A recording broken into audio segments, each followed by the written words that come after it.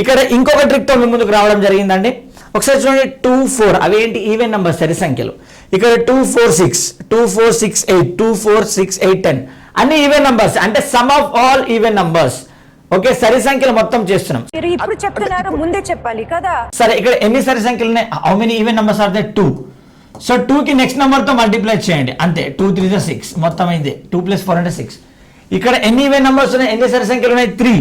So next number తో multiply చేయండి, 3 4 12 ఖతం, అదే ఆన్సర్.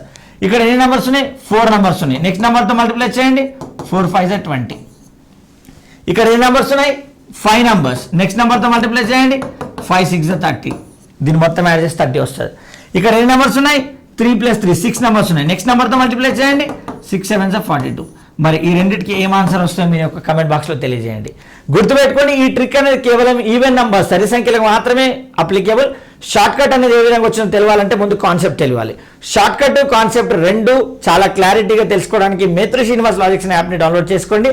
అందులో మీకు ఆ షార్ట్ కట్ ఏ విధంగా వచ్చిందో అనేది కాన్సెప్ట్ ద్వారా చెప్పడం జరుగుతుంది. సో దట్ ఎక్కువ రోజులు గుర్తుంటుంది. ఓకే, వీడియో కనుక నచ్చినట్లయితే దయచేసి ఈ వీడియోని లైక్ చేయండి, షేర్ చేయండి, ఛానల్ సబ్స్క్రైబ్ చేయండి, పక్కనే ఉన్న బెల్ బటన్ కూడా క్లిక్ చేయండి. వీడియో అర్థం కాకపోతే ఇంకోసారి చూడండి, మీకే క్లారిటీ వస్తుంది. అందరూ కూడా జాగ్రత్త చేయండి. Wishing all the very best. జై హింద్ అండ్ జై భారత్. Thank you.